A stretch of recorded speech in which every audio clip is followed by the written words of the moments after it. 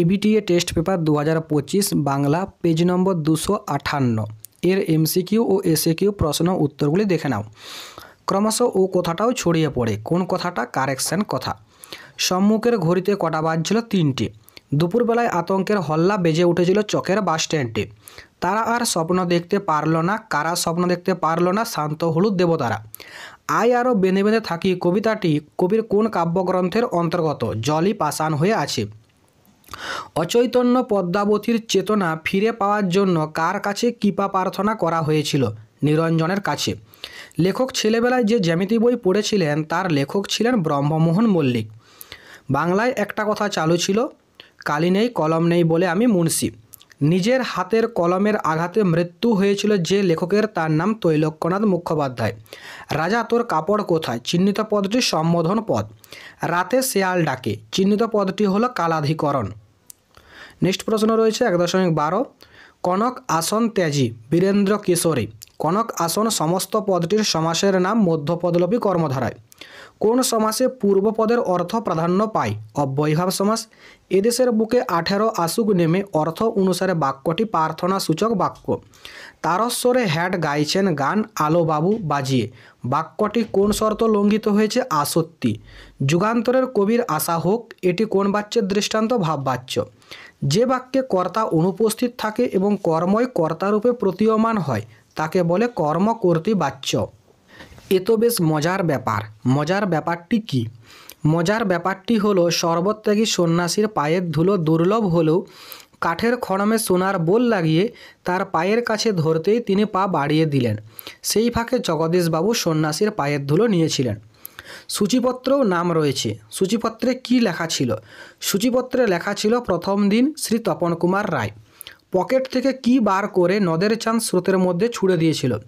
নদীর বর্ষার জলে ফুলে ফেঁপে উঠতে দেখে উৎফুল্ল নদের চাঁদ পুরনো চিঠি সেই উন্মত্ত স্রোতের মধ্যে ছুড়ে দিয়েছিল। টাকা কড়ি ছাড়া আর সমস্ত বাঁচিয়েছি। কার কৃপায় সমস্ত বেঁচেছিল? বাড়ির উপরের তলায় বাসিন্দা খ্রিস্টান মেয়েটির জন্য অপূর্বর জিনিসপত্র বেঁচে গেছে। ভয়ে অমৃতের বুক ঢিপ ঢিপ করছিল।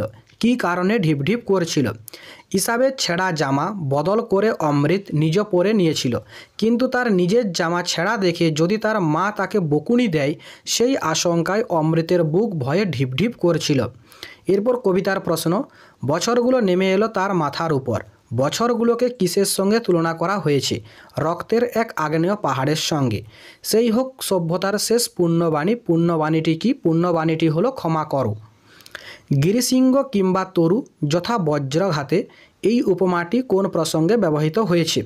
অভিষেক কবিতায় সিন্ধু তীরে পড়ে থাকা বিশালদেহী কুম্ভকর্ণের মৃতদেহ প্রসঙ্গে উদ্ধৃত উপমাটি ব্যবহার করা হয়েছে।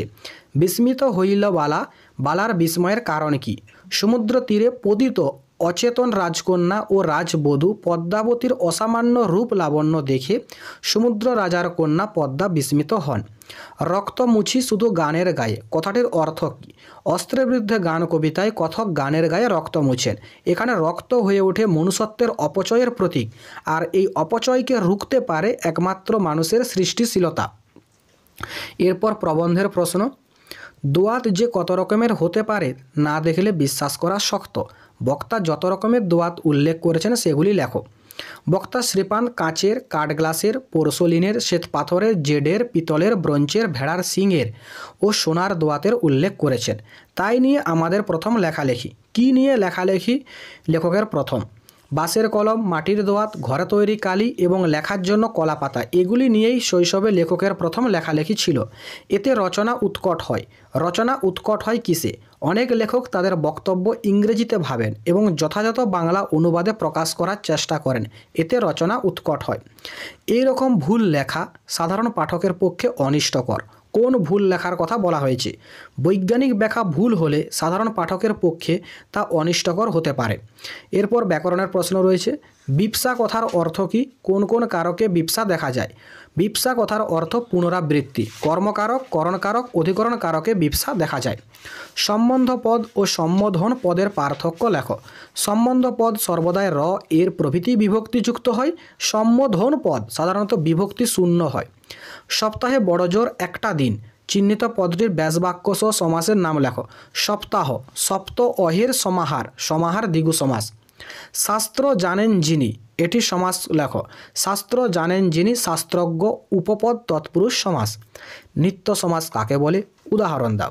যে সমাসের সাধারণ নিয়মে ব্যাসবাক্য হয় না বা ব্যাসবাক্য করতে গেলে অন্য পদের প্রয়োজন হয় তাকে নিত্য সমাস বলে। যেমন অন্য গ্রাম, গ্রামান্তর। আমাদের ঘর গেছে উড়ে, জটিল বাক্যে রূপান্তর করো। আমাদের যা উড়ে গেছে তা ঘর। আপনাদের আর আমি দরবারে আবদ্ধ রাখব না, বাক্যটিকে হ্যাবাচক বাক্যে রূপান্তর করো। আপনাদের এবার দরবার থেকে যেতে দেব বা মুক্ত করব। কর্ম কর্তৃবাচ্য কাকে বলে? উদাহরণ দাও। যে বাক্যে কর্তা থাকে না, কর্মকর্তা হয়ে ক্রিয়া সম্পাদন করে, অর্থাৎ কর্তার অনুগামী হয়ে ক্রিয়া গঠিত হয়, তাকে বলা হয় কর্মকর্তৃবাচ্য। যেমন কলমটা চলছে না। ছিনিয়ে নিয়ে গেল তোমাকে, ভাববাচ্যে পরিণত করো। ছিনিয়ে নিয়ে যাওয়া হলো তোমাকে।